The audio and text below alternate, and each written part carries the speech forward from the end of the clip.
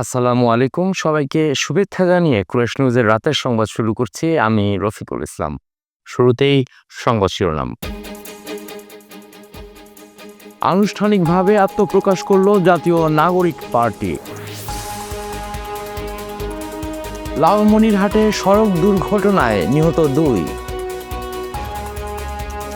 পাকিস্তানের মসজিদে ভয়াবহ বোমা হামলায় নিহত 5, আহত অন্তত 20। এবং চ্যাম্পিয়ন্স ট্রফির দর্শকদের জন্য বিনামূল্যে ইফতারের ব্যবস্থা। এবার বিস্তারিত, শুরুতে জাতীয় প্রসঙ্গ। আসন্ন রমজান উপলক্ষে ক্রেতাদের ভিড় বেড়েছে রাজধানীর বাজারগুলোতে, আর তাতেই বাড়তে শুরু করেছে নিত্য প্রয়োজনীয় পণ্যের দাম। রাজধানীর কাউরান বাজার ঘুরে সাপ্তাহিক বাজার দর জানাচ্ছেন জাকির হোসেন। আগের থেকে কিছুটা বাড়ছে, বাজার শর্ট, দাম সহবরাতের কিছুটা আগে থেকে তারপর হচ্ছে দাম বাড়ছে। সবজির দাম তেমন একটা কমও নাই বাড়ও নাই। দর্শক, কুরাইশ নিউজের আজকের বাজার দরে সবাইকে স্বাগত জানাচ্ছি। আমি জাকির হোসেন। আমরা আজকে আছি বাংলাদেশের সবচেয়ে বড় বাজার কারণ বাজারে।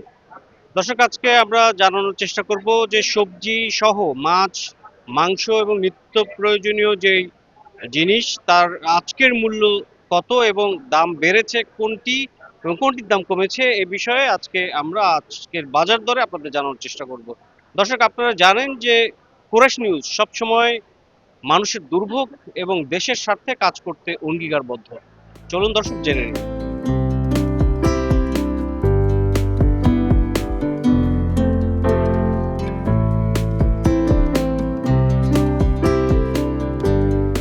চাচা, কোন সবজির কি দাম এখন আজকে? আজকে সবজি গাজর আছে 40 টাকা, পেঁপে আছে 40 টাকা, বেগুন আছে 80 টাকা 100 টাকা, শসা আছে 50 টাকা আছে, আবার 80 টাকা 100 টাকা আছে, টমেটো আছে 20-25 টাকা কেজি, এরকম আর কি। আর মটরশুঁটি আছে 60 টাকা কেজি, সিমের বীজ আছে 80 টাকা কেজি, ভেন্ডি আছে 100 টাকা কেজি, ধুন্দুল আছে 80 টাকা কেজি, করলা আছে 80 টাকা কেজি। এই তো আমার কাছে এই সবজি আছে। ওই কচুলতি আছে 100 টাকা কেজি, লাউ আছে একটা 50 টাকা পিস, চিচিঙ্গা আছে 50 টাকা কেজি, তারপরে বড় শসা আছে তরকারিগুলো, ওগুলো আছে 40 টাকা কেজি। সবজির দাম কি একটু কমেছে নাকি বেড়েছে? তো সবজির দাম তেমন একটা কমও নাই বাড়ও নাই। বাজারের দাম বাড়ছে, সবজির বদলে দাম বাড়ছে তরকারি, কাঁচা তরকারি, শসা আর বেগুন আর লেবু।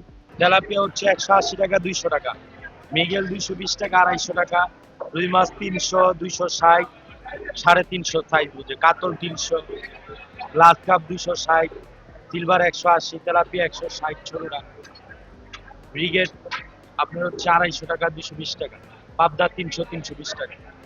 রমজান উপলক্ষে কি মাছের দাম বেড়েছে কি? এতটা ডিফারেন্স মানে 10 টাকা 20 টাকা এরকম মাছ বুঝে আর কি। তো এতটা দাম বৃদ্ধি পায় না রমজান। সোনালী হয়েছে আপনার 280 টাকা, ব্রয়লার হয়েছে 200 টাকা।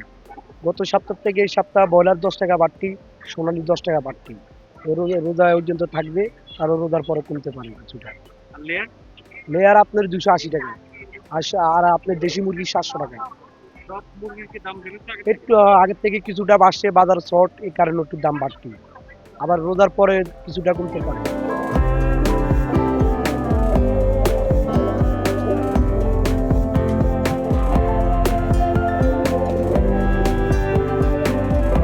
খাসির দাম কত করে যাচ্ছে আজকে?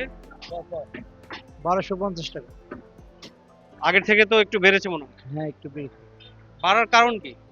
বারণ করে এই শীতের সিজনে অনেক অনুষ্ঠান থাকে আর কি, এই জন্য।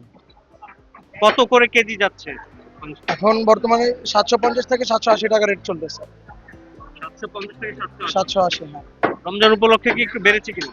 রমজান উপলক্ষে বেড়ে নাই, বাড়ছে হচ্ছে ডিসেম্বরের পর থেকেই গরুর দাম বেশি, তবে তখন থেকে দাম বাড়ে নাই। দাম সহবরাতের কিছু আগে থেকে তারপর হচ্ছে দাম বাড়ছে।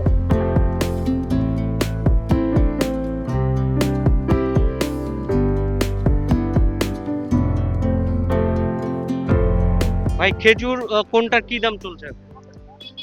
ওইটা সুগার, ওটা 850 800 750। এটা মরিয়াম, ইরানি মরিয়াম, এটা 1250 1200 টাকা। ওটা 700 টাকা 750 টাকা। মাবলুম ওটা আজোয়া 1000 টাকা 950 টাকা। ওটা মেঘজুল 11 টাকা 1050 টাকা। কালমি মরিয়াম 800 850 টাকা। এটা এই খেজুর কি গত বছর থেকে এই বছরের দাম কি কম কি? এবার দাম কম কম, কেমন কম তাও? কেজি 150 টাকা কম। বিক্রেতারা বলছে রমজান উপলক্ষে মূলত প্রায় প্রত্যেকটি জিনিসেরই দাম 10 টাকা থেকে 20 টাকা কেজি দরে বেড়েছে। এছাড়া যে রমজানে সবচেয়ে বেশি বিক্রি হয় যে খেজুরের দাম যারা বিক্রেতা তারা বলেছে যে গত বছর থেকে 100 থেকে 150 টাকা প্রত্যেকটি খেজুরের দাম কম আছে। দর্শক, এই ছিল আজকের বাজার দর। আপনাদের সবাইকে পরবর্তী বাজার দর দেখার জন্য আমন্ত্রণ জানাচ্ছি। আজকের মতো এ পর্যন্তই। ভালো থাকবেন, সুস্থ থাকবেন।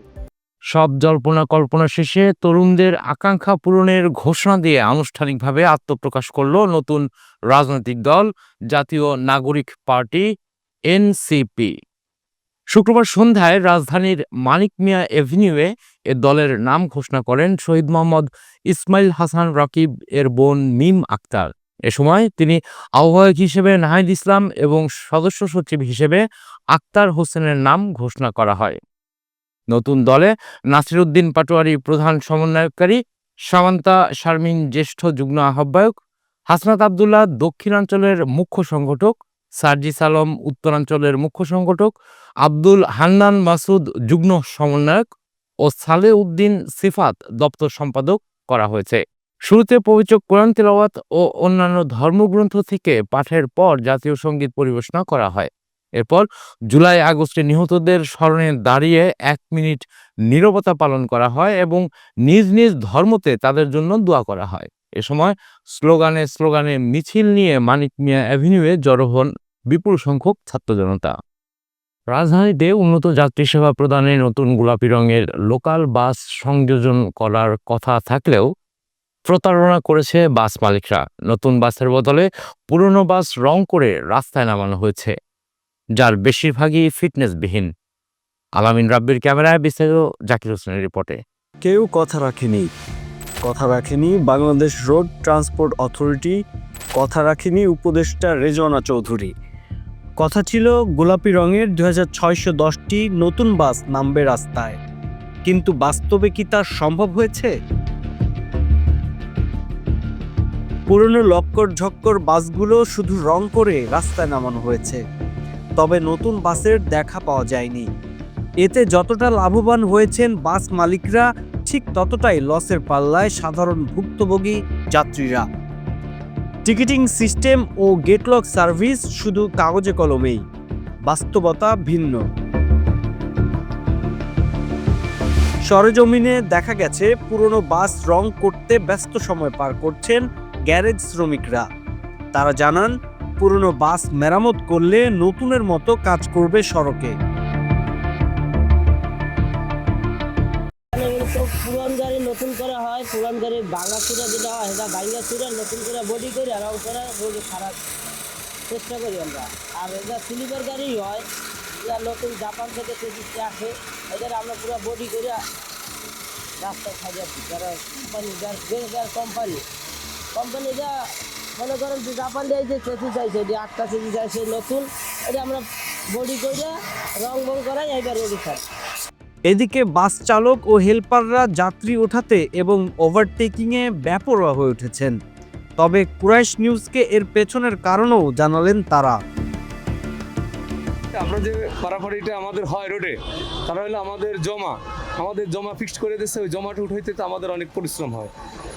তার কারণে আমরা এই জমাটা উঠানোর জন্য অনেক পারাপাড়ি বা যাত্রী তোলার জন্য অনেক ব্যস্ততা এগুলো করতে হয়। যদি আমাদের ফিক্সড বেতন ধার্য করা হয়, তাহলে আমাদের তখন আমরা একটা নিয়ম শৃঙ্খলার মধ্যে চলতে পারি, বা আমাদের একটা নিয়ম শৃঙ্খলা বাইরে দিলে, কাউন্টার দিলে আমরা নিয়ম শৃঙ্খলা যাত্রী নামো কাউন্টারে, যাত্রী নামো কাউন্টারে, আমাদের বেতন ধার্য করা থাকবে, আমাদের কোনো থাকবে না, পাড়াপাড়ি বা আমাদের কোনো ঝামেলা থাকবে না। আমি যদি যে কোনো এক গাড়ির আগে যেতে পারি তাহলে 2জন যাত্রী বেশি নিতে পারবো, আবার যদি পরে যাই তাহলেও যাত্রীগুলো নিয়ে যাবো, আর পিছে আমি যাইতে থাকি যাত্রী পাই না। এই কারণে আর কি এই ক্ষেত্রে আমাদেরকে পারাপাড়ি করতে হয়। তো যদি আমাদের এই বেতনটা যদি মাসিক হিসেবে করে দিত, তাহলে আর কি আমাদের জন্য কোনো পারাপাড়ি নেই, কোনো কিছু নেই। যে মালিক আমরা যাবো, সারাদিন গাড়ি চালাবো, পরিশ্রম করব, রাত শেষে আমাদেরকে বেতন দিবে, এই বেতন নিয়ে আমরা বাসা যাব, তাহলে আর কি কোনো পারাপাড়ি হওয়ার কথা না। মালিক কর্মচারীদের অভিযোগের ফাঁদে পড়ে কাঙ্ক্ষিত সেবা থেকে বঞ্চিত সাধারণ যাত্রীরা। লোকাল বাসের যে সমস্যাগুলো আসলে এটা যদি যারা এটা দায়িত্ব ক্লিয়ার করা এদেরকে সম্পূর্ণ বুঝিয়ে নেওয়া, ভালোভাবে চলাফেরা করার জন্য জনগণের সুবিধা হয়, এভাবে এটা ভালো হয়, এটা করলে সবচেয়ে ভালো হয় আর কি। আমরা তো উঠতে হয়, আমাদের ঝুঁকিপূর্ণ হলেও উঠতে হয়, আর ভালোভাবে উঠতে হয়, যেভাবে উঠতে হয় আমাদের যাতায়াতের জন্য। তারপর আমাদের বাধ্য হয়ে উঠতে হয়, এটা তো কোনোটাই ঠিক নয়। ওঠারও নিরাপত্তা নাই, নামারও নিরাপত্তা নাই, বসারও নিরাপত্তা নাই, চালানোরও নিরাপত্তা নাই। সবসময় তো ভয় কাজ করে আমাদের ভিতরে, তারপরও বের হইতে হয়। কার্যত যদি নিয়মের পরিবর্তন নাই হয়, তাহলে কেন ঢাক ঢোল পিটিয়ে নতুন সিস্টেমের স্বপ্ন বোনা? এটা কি ধরনের প্রতারণা জানতে চায় নগরবাসী। জাকির হোসেন, কুরাইশ নিউজ, ঢাকা। এবার জেলার সংবাদ। লালমনিরহাটের আদিচমারি উপজেলায় চাকরির পরীক্ষা দিতে যাওয়ার পথে বাস চাপায় চাচা ভাতিজি নিহত হয়েছেন। শুক্রবার সকালে লালমনিরহাট বুড়িমারি মহাসড়কের স্বর্ণামতি ব্রিজের পশ্চিম পাশে এ দুর্ঘটনা ঘটে। পুলিশ ও স্থানীয়রা জানায়, লালমনিরহাট জেলা প্রশাসক কার্যালয়ের অফিস সমন্বয়ক পদে চাকরির পরীক্ষায় অংশ নিতে চাচা রমজান আলীর সঙ্গে মোটরসাইকেলে লালমনিরহাট যাচ্ছিলেন পরীক্ষার্থী খাদিজাতুল কোবরা। স্বর্ণামতি ব্রিজের পশ্চিম পারে পৌঁছলে ঢাকা থেকে ছেড়ে আসা একটি যাত্রীবাহী বাসের সঙ্গে তাদের মোটরসাইকেলের মুখোমুখি সংঘর্ষ হয়। এতে ঘটনাস্থলেই তারা মারা যান। এ ঘটনায় ওই বাসটিকে আটক করে পুলিশে সোপর্দ করেছে স্থানীয়রা। এবার আন্তর্জাতিক প্রসঙ্গ। গাজার উপত্যকায় ইসরায়েলের আক্রমণে 1109টি মসজিদ ধ্বংস হয়েছে। গাজা সরকারের ধর্মীয় ও দানশীল বিষয়ক মন্ত্রণালয় জানায়, ইসরায়েলের হামলার ফলে গাজায় 1244টি মসজিদের মধ্যে 1109টি সম্পূর্ণ ধ্বংস হয়ে গেছে। সম্প্রতি মিডল ইস্ট মনিটরে প্রতিবেদনে এ তথ্য উঠে আসে। ডেস্ক রিপোর্টে বিস্তারিত।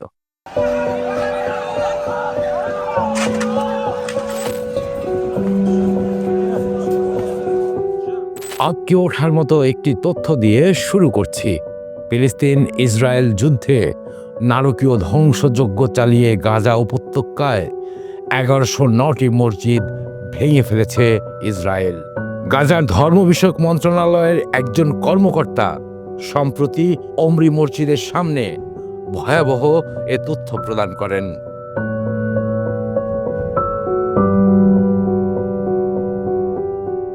তিনি বিবৃতিতে বলেন, গাজায় 89% মসজিদ ধ্বংস করা হয়েছে, যার সংখ্যায় 834টি, আর 275টি মসজিদ ব্যবহারের একেবারে অযোগ্য হয়ে পড়েছে। শুধু মসজিদ ভেঙে ক্ষান্ত হয়নি ইসরায়েল বাহিনী, গাজায় 3টি গির্জাও ধ্বংস করে তাদের সেনাবাহিনী। তাদের ধ্বংসযজ্ঞে ক্ষয়ক্ষতির পরিমাণ প্রায় $500 মিলিয়ন।